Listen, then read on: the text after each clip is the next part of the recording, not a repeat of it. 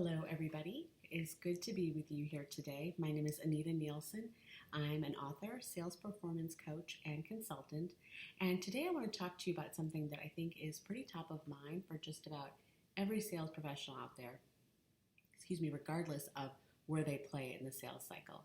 And that is things like AI, technology, the evolution of technology, robots, machines, and how all of that rapid evolution and the changes that we're seeing every day in tech are impacting sales and selling as we know it.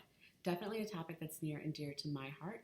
And so I want to just share with you some ideas that I've got on it and how I think that you can work to maybe differentiate yourself against these machines so that you can then future-proof your sales career. So if you think about it, really the only way we have today to prevent ourselves from being obsolete is by doing what robots can't. The machines are doing so much. So I don't know about you all, but I have been playing with ChatGPT for several months now, and I've kind of got this sort of agenda to try to stump it. And I ask it various questions throughout the day, and I gotta admit, it's pretty good. There's a lot of content that I'm able to pull from there and information that is really powerful. Sometimes it's actually a little bit scary. But what I do know is that what comes out and what I've seen so far, it's written by a machine, right? It's content that's been combed and brought together. It's not human. And you can hear, well, you can't hear a voice that comes out through it. It's really clinical, almost like encyclopedic. And so the things that make us human, which is, empathy, listening, compassion, thoughtfulness, those are things that these types of tools, and I'll talk about ChatGPT in particular, they haven't mastered yet. And I say yet now because I didn't used to say yet, but the more I see of these technologies evolving, I kind of had to add that yet because it is possible from what I'm seeing. It gets a little scary sometimes, but what I have to say today is true about being more human and using that throughout your sales cycle to help you differentiate from any of these different tools that are out there. So when we do outreach, or really at any point that we're selling, we need to be thinking to ourselves, okay, what I'm doing right now, can a machine do this? Because if a machine can do it, a machine probably should be doing it. And it absolutely will eventually be doing it. It's a little bit of a change of thinking. So I'm not a big fan of this, robots are going to take our jobs and we're going to be obsolete. That's kind of scaremongering. I don't buy into that, but I do buy into critical thinking around the changes that we're seeing in our world and how those will impact us. And for that, I think it's important to start thinking about what we do, versus what machines do, right? And let's really be careful that what we do is something that only we can do, right? Or only a human can do. So when you get used to kind of asking that question, you will get much better at thinking about what you can do differently, right? Like how you can make that moment or that activity something that is more human. You can look at being thoughtful, for example. If there's a buyer that you're talking to and you've learned some things about them, you can bring those things into the conversation in a way that shows them that you've thought about them or that you're considering them. Super important.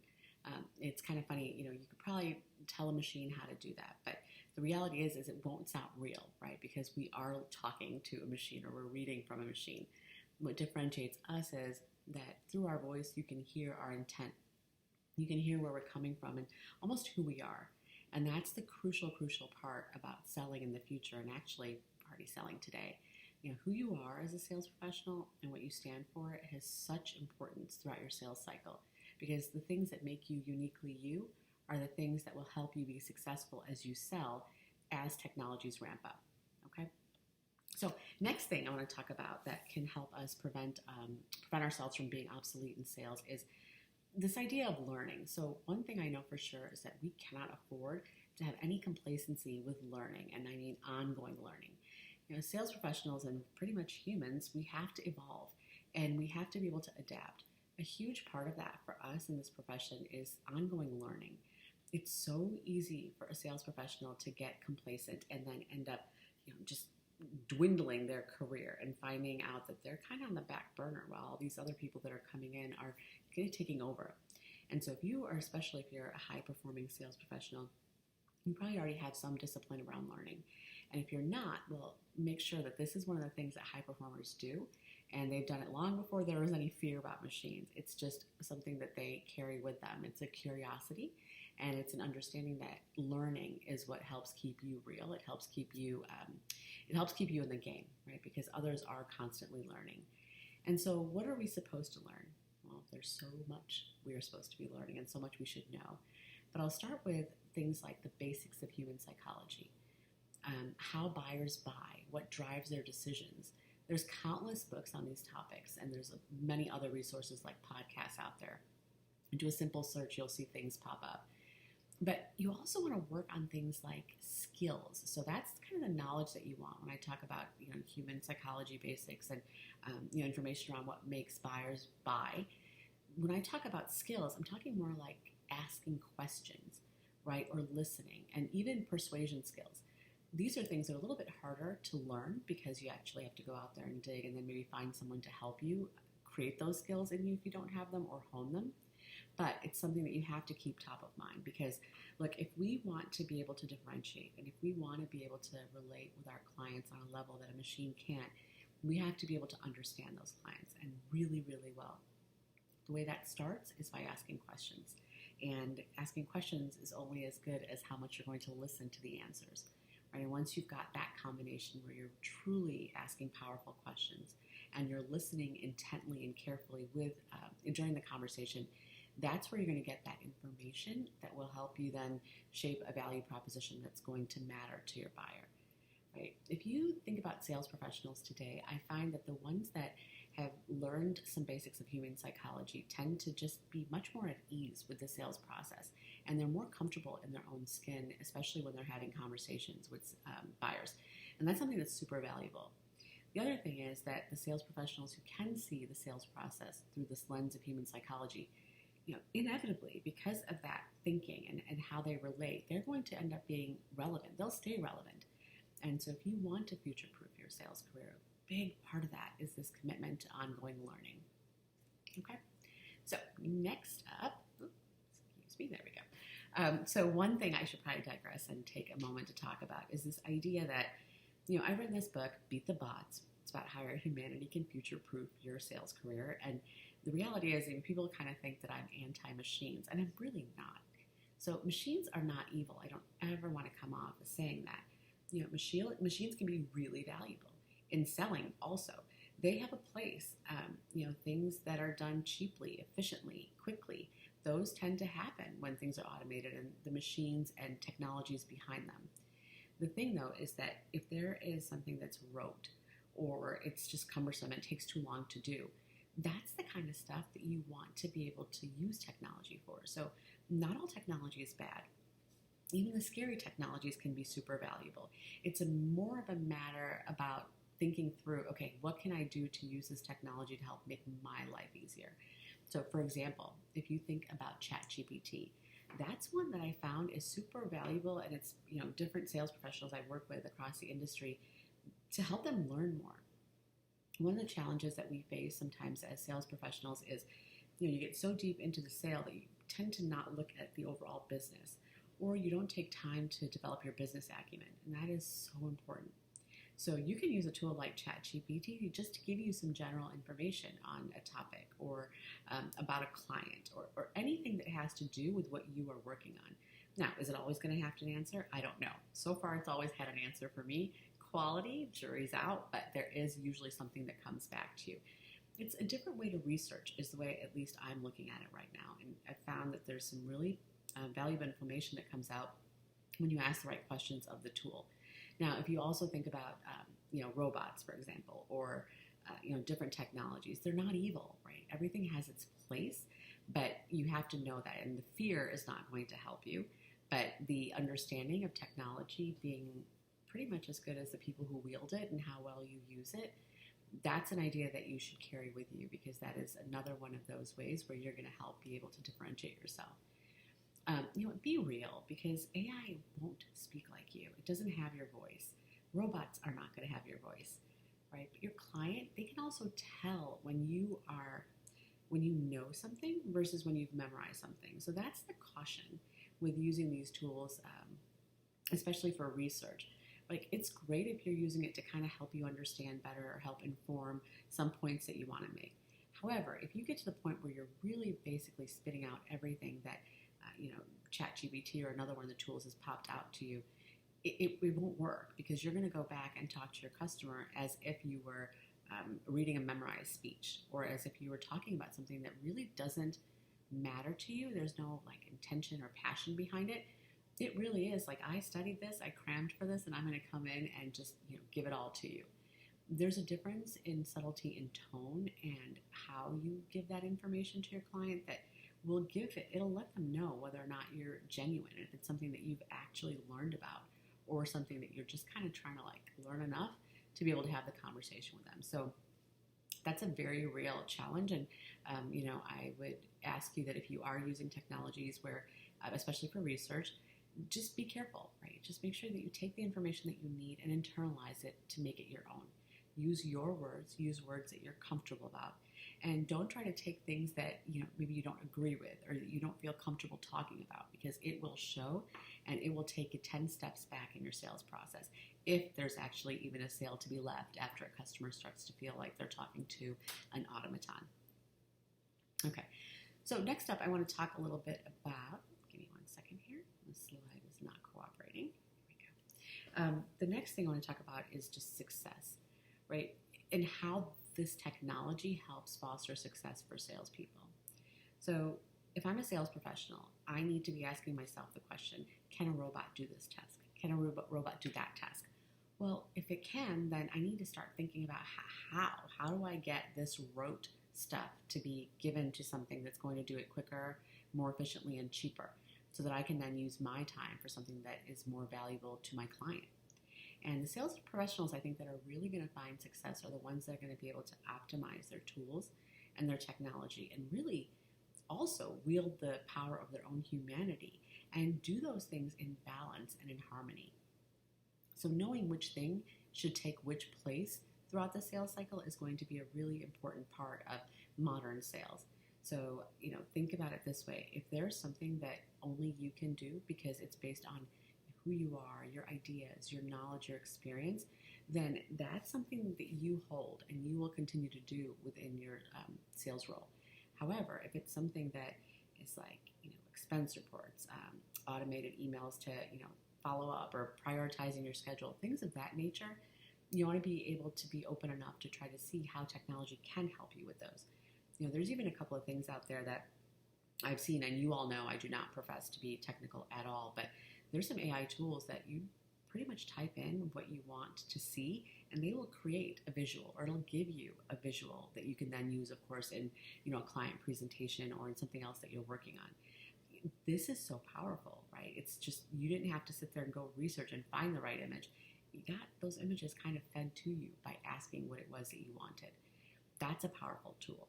So be on the lookout for the types of things that are there from a technology standpoint that will help you become more effective, or at a minimum, take out some of the bogus time that's in your sales process today so that you can focus more on your client. Because one of the things that is going to be different is that clients are going to be more savvy as we continue this way. Some clients might even be comfortable talking to a machine, just based on how they've had to talk to different customer service desks and things like that. So it's more important than ever that you're able to quickly go in a conversation with a client and then really kind of show them your value once you understand what value looks like to them. And you need to bring who you are, right? Like what you know and what you stand for together, right? All of those things together will give you credibility, and it'll help you connect with your potential buyers and your buyers. But then the most important part is that you need to sit through conversations with your buyers and try to determine what matters to them. I like to say, value's in the eye of the buyer. And I totally believe that to be true, because what you think is valuable, or what your marketing team told you is valuable to your buyer persona, is not always true, right? It may be somewhat true, but because that buyer is ultimately a human being, you just can't account for all the things that go on in their heart and their mind. And so understanding what matters to that human being, not just the person who's playing the role or for that role, but also the human behind it, is super valuable. It's another place where some basic psychology skills will help you, but you need to understand what really matters to them so that you can identify and create unique value that is going to specifically target what you've uncovered is the thing that means the most to them. Look, I like to give an example of technology sales. I used to do some tech sales, and there was a technology that came up that ultimately, long story short, it would allow the gentleman that we were selling to not have to run back to the office and go to their data center every weekend and miss his child's soccer game. That was something that was really weighing heavy on him. It was causing him a lot of grief and stress in his life. And so this technology, in the conversations, we knew that that is something that was super valuable to him. Now, were the features and benefits important? Sure. But where the rubber hit the road was the fact that this new technology, were he to buy it, it was going to give him back time in his life and time with his child. And that is the kind of thing that is truly differentiating. And if you can position it as such, you will be able to fight against the competition, whether that's machine or human. Okay, so I don't know what's with these slides today, you guys. I just have a little bunch of stories and notes on here that I want to make sure that I share with you, but for whatever reason, the slides are not advancing. This is how much I love technology, by the way. Okay, so let me do it this way. I want to talk to you a little bit about how this comes through in real life. So for example, if you go back now after you've listened to this conversation, I want you to think through a few different things. One, take on the habit of asking yourself, is this something a robot can do? Really important. Just start getting in the habit of thinking that. And then, if it's something you think that could be automated, try to find the time and the way to automate it so that you can have that time back for something that can't be. Okay, then I want you to think about learning and what are some areas where you could use some more knowledge. What are some skills that you could sharpen? Think psychology, right? Think understanding your buyer better. And when it comes to skills, the ones that are the most important going into this future, I think they've always been really important, but more than ever now are things like listening, understanding what your buyer has to say, reflecting it back to them, being able to communicate with empathy, super important, compassion, really important. Again, you can tell these are the things that we don't have to fear technology taking over, at least not yet. Like I said, that's my caveat. So make sure you're doing the learning. And, if you need help with that, look, there's tons of resources online that you can look at. LinkedIn has a bunch of learning. Your office, there might be learning and development teams that have content that you can look at. There's massive open online curriculum called, or that are like Coursera, for example, or Udemy. Tons of classes out there. So I don't think that there's any shortage of things that you can learn out there. It's a matter of how much you want to and can you commit to that learning. Because that's going to be one of the most powerful things that you have in order to continue to thrive in your sales career. That's important as well. The other thing is, once you have learned what your customer cares about, once you've asked those important questions and you've had a chance to take a step back and really look at that human who's doing the buying, you can then think about, what is it? What is that unique value proposition that you can bring? How can you position what you're selling as something that's going to be very valuable to that buyer in their habitat? When I say buyer, I don't just mean the person who's in that role or who's going to be, making the decision from the company's standpoint. I mean more than that. I mean that human being whose livelihood is tied to the decision that they're going to make, whose day-to-day work is tied to, the impact of whatever it is that they're buying in their world. So make sure you're considering that, because that is where you'll be able to truly differentiate. Because look, anybody that's in your competition, whether machine or human, they can come in and talk about features and benefits at the high level in a general way. But what they can't do is contextualize what value you have, that you bring to your customers, right, by whatever your product or solution you're selling. It's hard to contextualize that and make it matter to that buyer in the world that they're in the context that they work. And that is where there's a ton of space for you to, really connect and make a difference to that buyer. The idea, of course, is that the more connection that you have with your buyers, the more you're able to do these humanish, mushy things well, the more you're going to be able to hang on to that client, not just for the deal that you're working on, but you'll actually create a customer for life. Because once somebody feels like they have someone that they can trust and who genuinely cares about them, who really listens to them, that's really hard to find out there. And so they will follow you where you go.